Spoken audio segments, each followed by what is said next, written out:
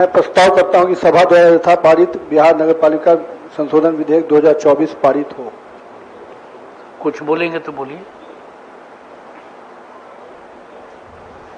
सभापति महोदय, बिहार नगरपालिका 2007 के समय समय पर आवश्यकता अनुसार संशोधन होते रहे हैं।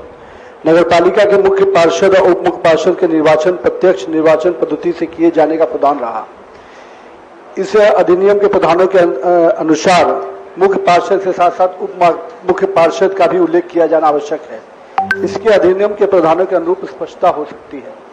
नगरपालिका के मुख्य पार्षद उप मुख्य पार्षद का प्रत्यक्ष निर्वाचन पद्धति से निर्वाचन होने के फलस्वरूप उनके विरुद्ध अविश्वास प्रस्ताव लाने जाने संबंधी प्रावधान को विलोपित किया जाना आवश्यक हो गया था। उसी के में जब नगरपालिका उसकी समिति की जो बैठकें का प्रावधान है उसमें भी स्पष्टता नहीं होने के कारण कई बार बैठकों में विवाद होता था। जो राज्य सरकार द्वारा पारित प्रस्ताव रहते थे उनको कई बार निगम में या नगर पालिका स्तर पर उसको अलग प्रस्ताव लिया जाता था। तो इस विरोधाभास को दूर करने के लिए अब मुख्य नगर पालिका जो भी प्रस्ताव राज्य सरकार से पास होंगे उसको मुख्य नगर पालिका द्वारा विचार हेतु राज्य सरकार को पुनः भेजना होगा और इस संबंध में अंतिम निर्णय राज्य सरकार का ही होगा। इसी के तहत नगर पालिका में उसकी समितियों की जो बैठक होती थी उसके कार्यवृत्त निर्गत करने में काफी विलंब होता था।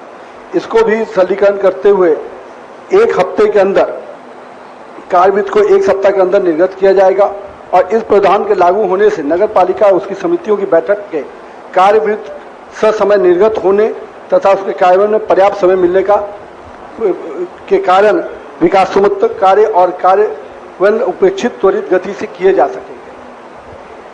साथ ही साथ जो संपत्ति कर का आपत्ति के विरुद्ध जिला जज न्यायाधीश के समक्ष अब तक अपील होता था, उस प्रावधानों के फलस्वरूप अपील में कई बार काफी विलंब होती थी।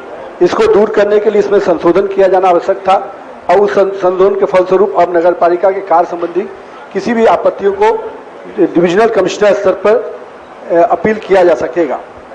उसी में जो नगर पालिका के स्तर पर विनियम बनाने का जो प्रावधान था उस प्रावधान के फलस्वरूप नगर पालिका स्तर पर विनियम बनाने की कठिनाई को देखते हुए राज्य सरकार ने भी विनियम बनाने का प्रावधान किए जाने की आवश्यकता है। उस संशोधन के फलस्वरूप राज्य सरकार द्वारा भी विनियम बनाया जा सकेगा और इसको राज्य सरकार का ही विनियम अंतिम होगा।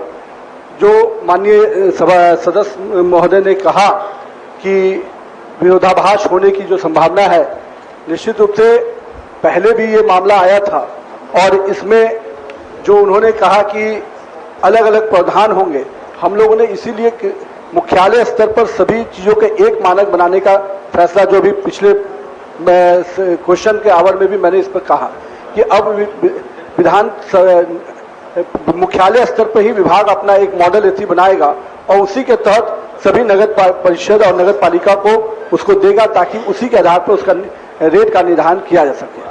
तो ये संशोधन के माध्यम से नगर पालिका एक्ट के संशोधन के माध्यम से कई जो विसंगतियां जो कमियां थी उसको हम लोग दूर करेंगे और कार्यों में यथाशीघ्र जो प्रगति आनी चाहिए उसमें आएगा। रेट का निर्धारण जो हम लोग अब मुख्यालय स्तर से कर रहे हैं। ठीक है, मंत्री जी सदन से आग्रह कीजिए कि सर्वसम्मति से पास करें। सदन से आग्रह है कि इसको सर्वसम्मति से इस विधेयक को पारित किया जाए। जो इसके पक्ष में वे हाँ कहें, जो विपक्ष में ना कहें। पक्ष में बहुमत है, पक्ष में बहुमत है, प्रस्ताव स्वीकृत हुआ। विधेयक बिना किसी संशोधन के पारित हुआ।